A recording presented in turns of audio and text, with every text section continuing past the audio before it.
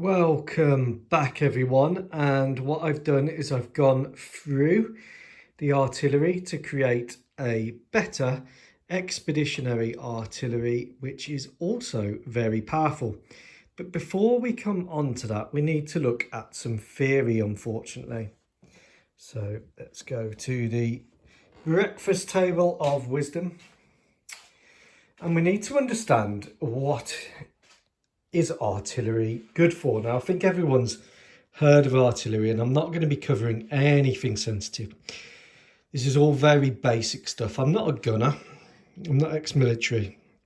I studied war, and you can get great books like the one by Richard Holmes, one of the best, which covers every aspect of the battlefield, apart from drones, because they weren't really around when he wrote it. But the theory still holds. He covers tanks, infantry, medical, artillery, and engineering. A wonderful writer, very clear and concise, very good books. So get hold of some of the books by Richard Holmes if you want to understand this further. So I've called this episode Artillery. What is it good for? And I believe artillery is good for absolutely everything. I'm not going to sing it, you'll be pleased to know. But artillery is a battle winner, a war winner even. Now, where did artillery come from? Well, back in the very olden days, if you wanted to have a war and go and kill someone or raid someone else's village, you'd have to do it quite messily using clubs or swords. And well, that's very messy, really. Not very polite, and leaves a lot of mess. So then someone pretty much back in the very olden days had the idea of, well, just throw a rock at someone. Means you can hit them without having to get close in. They developed that further using catapults and slingshots. So if you like, this gives you what's called a standoff ability. So you don't have to close in and kill your enemy and get your sword covered in blood. You can do it a lot more efficiently and effective, and you can get more and more stones. And if you have more and more stones and you can throw them further, then you can win the battle. Now, this was then developed through Roman times with various innovations, some coming from different tribes and different regions that they conquered. So you've got the pilum. Now, the pilum was used by the Romans, so they would throw it as a standoff weapon. They'd be behind their shields, they'd throw it into the attacking enemy, and the enemy couldn't get close to them, and then they only needed to use the swords when they got close. So you've got the pilum. You've then got the bow and arrow, various derivatives, but essentially these are firing standoff weapons. Great examples where these were used as a, if you like, artillery system would be Agincourt and to a certain extent Crecy in the medieval period. Then you have the gunpowder revolution. So you start to have, along with the bows and arrows, you start to have small cannons firing little balls that you load in the front, muzzle loading. And then you have arquebuses, flintlock, matchlock weapons, development of gunpowder, the ability to shoot, and the guns got bigger and bigger. At first, they were simple tubes held together by copper rings. And then you've got the development of horse pulled artillery, which is your faster artillery, your smaller caliber artillery, and your siege weapons. So your siege weapons would be pulled by oxen. They would be the slow weapons that you'd bring up when you needed to bombard a city. Now, in between this period, you've got developments of machines like the trebuchet, which is flinging big heavy stones to break down castle walls, and you've got very heavy sort of javelin systems on rack and pinions. So these are less mobile, and they tend to be grouped into siege warfare. Now, a lot of movies depict trebuchet in every movie. In fact, they were very rarely used on the battlefield because you had to build them. Like you had to build siege towers. The same with the rack and pinion machines. You had to build them, or transport them in pieces. You couldn't just carry them around to the battlefield. So they're more siege weapons. So you've got small guns going around, and then you've got your siege weapons.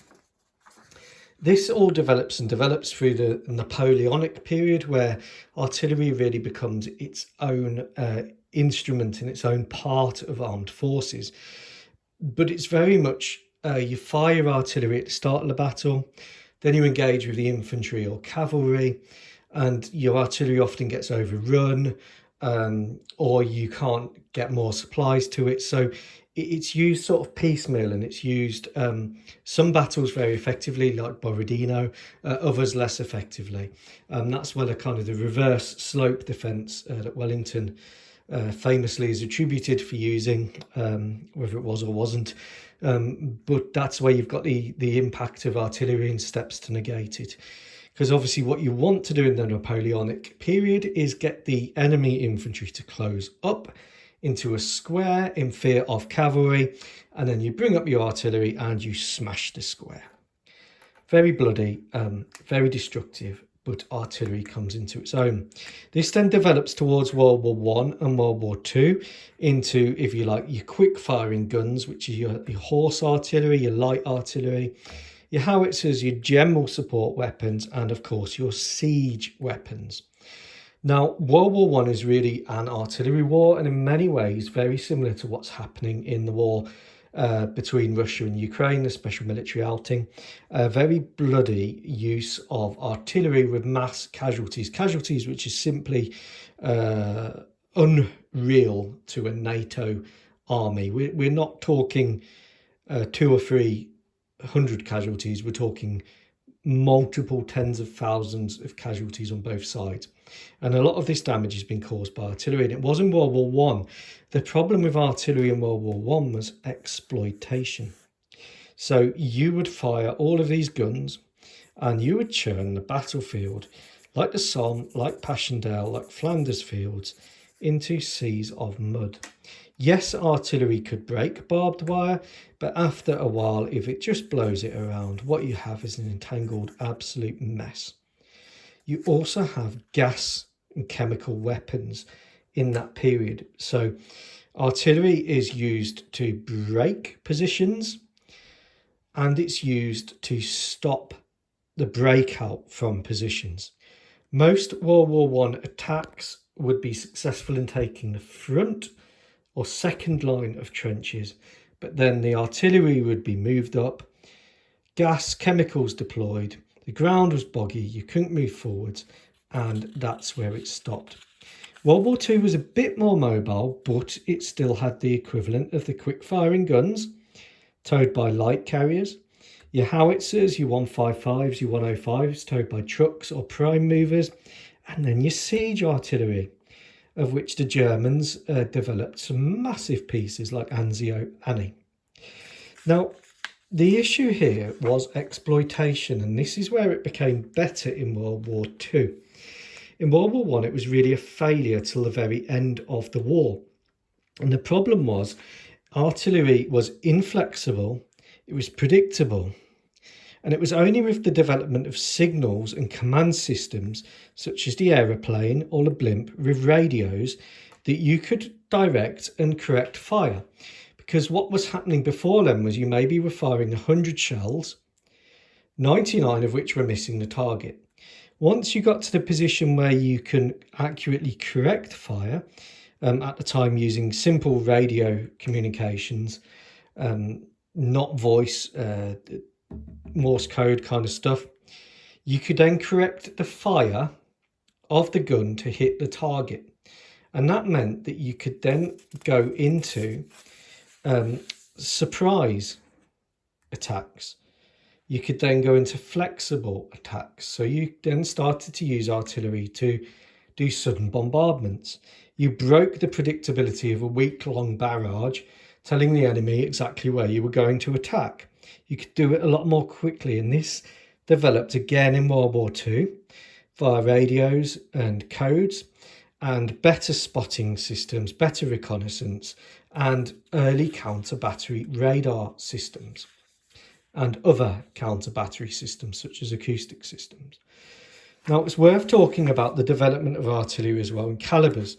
So at the start of World War One, your quick firing gun was your 75 millimeter, that is. Now, the British used a pounder system. So we used an imperial system. So you're like 6 pounder, 12 pounder, 18 pounder. In essence, what you can do with artillery is you can group it into light, medium or general support, or heavy. And this is pretty much the same today, although there's new systems coming in which break the mould. But really, light is your 75, which is now an obsolete caliber. It now starts really 120 millimeter to 105 millimeter. Anything below, such as an 81 millimeter mortar or an 82 millimeter mortar, tends to be regarded more as an infantry weapon and allocated to the infantry. Now, you do get variations such as the Russian battle groups, the BTGs, battalion tactical groups, but in essence, you've got the light, really portable equipment like the L118 and L119 light guns. You've got your 130 millimeter caliber, your D30 from Russia. And then you've got your medium or general support, which in Russia is, and certain other countries which use this ammo standard, is your 152 millimeter and your NATO 155. China also uses 155. It does also use 152, but it's going out. Then you've got rockets that come in as well. So you start with the Katyusha rockets. So now you've got the BM-21 Grad, which is a medium general support weapon. So you start to get rockets coming into the mix. So these are your medium caliber rockets and your medium caliber artillery guns. Big siege pieces have gone out now, really. And what you've got is you've got heavy artillery, which tends to be 203 millimeter artillery, and Russia do have some 240 millimeter mortars. When the Soviets tried to develop bigger calibers and mount them to tank chassis, they ended up breaking the tank chassis. But this is where your if you like, your close support, your general support artillery stops, and you're now into your regimental and then divisional artillery. So this is where your HIMARS, your Smerch, your Tornado S, multiple launch rocket system, your siege mortars like the Tulpan come in, and your Uragan system. So your bigger rockets designed to take out grid squares or concentrations of troops or command centres. Now, you can also think about this in range. In terms of range, you might have a 12-mile range for a light artillery piece. You might have a 15 to 20-mile range for a medium, and you might have a 50 to 120 mile range for your heavy artillery. Depends on the system, and it depends what system it is. You can go further than that through rocket assist or base bleed, but generally the lighter your artillery, the smaller the range. Although within the medium section, you do have a lot more variation now between your howitzers and your guns. But we'll leave that technical area aside for a minute. So what has really happened in artillery, and why is it still important? Well, you've had the development of command nets, fire direction centres. I use the American term, but every army has them.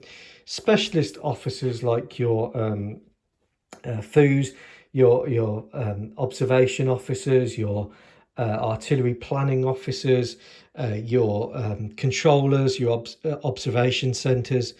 You've got good radios now, secure and stable, multiple redundancies, and you can scale artillery quite easily.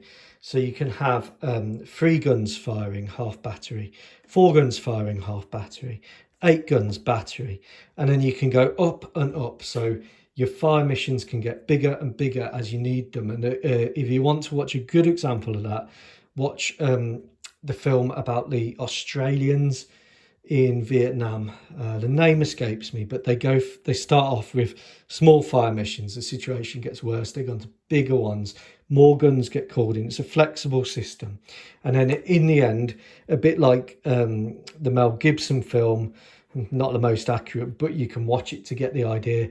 You've got the broken arrow, where literally everything is submitted to get that unit out of trouble, including air assets.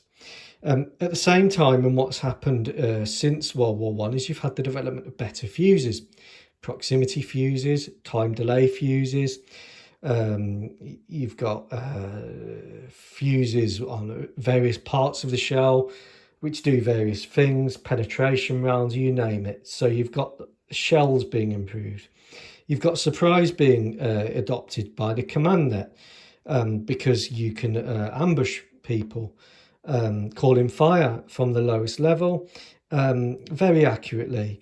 You've got DPI CM rounds, a dual purpose improved cluster munition, where you've got artillery shells which will dispense cluster munitions. You've got Excalibur rounds, where you can have laser guided or GPS guided shells from really low calibers, which will target the enemy. You've got your white phosphorus of target marking, which you can't use in civilian areas under the Geneva Convention. You've still got your canister, if you like, your shot rounds for if you're being overrun. You've got creeping barrages, counter battery barrages. The development of counter battery is a form of artillery warfare. You've still got your siege artillery, GPS guided artillery, laser guided artillery, and what they're doing now, because they're running out of guided multiple launch rocket system rounds to supply Ukraine, is putting small diameter bombs on the front of the MLRS rockets, and they are effectively using small diameter bombs with GPS to get the better effect. So really what's happening is NATO is going down the route of more and more precision. The Russians in Ukraine, certainly up till very recently, have been going down the route of quantity. Overwhelming firepower, not necessarily as accurate, sometimes is. They do have the systems, but I think they're holding on to a lot of their systems for some reason. I've got my own theory as to why, but they are really going for overwhelming firepower. Not accurate, not as technologically advanced, but if you're on the receiving end, it's painful. So let's talk about the receiving end and what you're going to dish out. Well, you can dish out some basic types of artillery, such as harassing fire. You might not want to completely destroy the enemy. You might want to lull them into an area. You might just want to give them a bit of a headache and sap their morale. So that's where you might use harassing fire. And then you've got your destroying fire. That's where you're pouring a heavy weight of fire onto a target accurately to destroy it. And this is driven by your fire missions and your planning that you're adopting. Again, none of this is sensitive. This is all very basic artillery theory. And from there, really, you've got two types of artillery, which you can sort of say you can have your planned use of artillery, done by your planning cell, done by your artillery control officers. And then you can have your reactive. So a unit gets into contact, calls in via the radio net a fire mission. So the first bit of the fire mission is getting the rounds from the guns on target. Once the rounds are on target, boop, boop, boop, boop, boop, then you call in your harassing or destroying fire, depending on what you need. Now, artillery systems are getting so advanced with the computerization that some of them, like the Panzerhaubitze Y1000, can actually put down all of their 6-round burst on a target before the first round has actually landed. So it's getting more advanced, and that's down to the control systems, your inertial navigation, your GPS, your radios. You don't even need to talk now. You can do it all on the computer, revolutionizing it. Now, what this generates is a massive logistical burden. It always has. The shell shortage of the British Army in World War One, scandalous. The shell shortages in World War Two, entire campaigns could be lost because you couldn't get shells or because a supply ship was sunk. And now you've got a heavy, heavy burn of artillery. And this is all connected through, if you like, the fire direction centres. Now, you'll have more than one because you need a redundancy if one gets taken out. If one's moving your primary one, you'll have a smaller secondary one which can take over the running. Now these are really signals intense. You've got signals linking the end user, you've got signals linking drones, your counter battery radars, your intel cells, you've got signals linking your recce units, you've got signals linking your logistics units, and you've got signals linking you to higher command. So artillery is very signals driven. It has to work hand in hand with signals. World War One, it was via wire. In the trenches, when the wires got cut, you lost your artillery support. You had to send a runner. Similar in World War Two in many ways. Now, the big issue you've got is communications interference, electronic warfare. So what you have is lots of nodes, different radio nets, different sets of signals, and they are secure. Artillery also heavily links into engineering, and this is really crucial because each artillery unit will have engineering, recce and logistics elements assigned to it as part of its battery. And the reason for that is effectively, if you're fighting a conventional war, the opposite would be the Israeli use of artillery over the years. But if you're fighting a conventional war, you have to shoot and scoot. Because if you don't scoot after firing and you stay in situ, your enemy is going to pour an absolute ton of cluster munitions onto your artillery position. So artillery will come out of hides when it gets a mission, either pre-planned or reactive. It will drive down safe, secured routes which are cleared for mines to the firing point. It will fire its mission here, with often logistics being dropped forwards by palletized loads, and then it will scoot off to another firing point, and then it will fire another mission, or it will go back to a different hide. And artillery has to keep moving around and around in conventional war. Now, I say look at the Israeli model, that's very different. You'll often see the M109A2s, the Dohas, entrenched heavily by engineering, and engineering builds your entrenchments into the hides, clears the routes, selects and prepares the firing positions with the recce cell, and often will set up like protection areas here. In the hides, you'll have revetments, or in Russia's case, you've got concrete shelters for the artillery. And all of this is because you've got to shoot and scoot if you want to survive in a conventional war. Israel, where they're not fighting a conventional war, heavily entrenched artillery positions, static or very minimal movement, and really long-term bombardment strategy, devastating to the receiving end, and very effective for what they need, but probably not the model you would be using in Ukraine unless you wanted to have a very short life expectancy. So I hope that's given you an insight to artillery. And what is artillery good for? Well, it's good for absolutely everything. It's good because you don't need to engage with your troops in a bloody hand-to-hand or close-in battle where you are going to take significant losses. It's good to harass your enemy, and it's good to destroy them. As Patton famously said, the objective of war is to make the enemy die for their country and not you. And artillery is a great way, when correctly used, of doing that. So that is why artillery is good for pretty much absolutely everything. What it is not good for is when it's badly used, badly planned, and let down by logistics, like the Argentine artillery in the Falklands War. So in the next video, part 3, we're going to cover the changes I've made to the expeditionary force. I hope you found this helpful. Like I said, it is very basic artillery theory. I'm not an artillery man. None of this is secret. If you read the books by Richard Holmes, it will all make sense. Take care.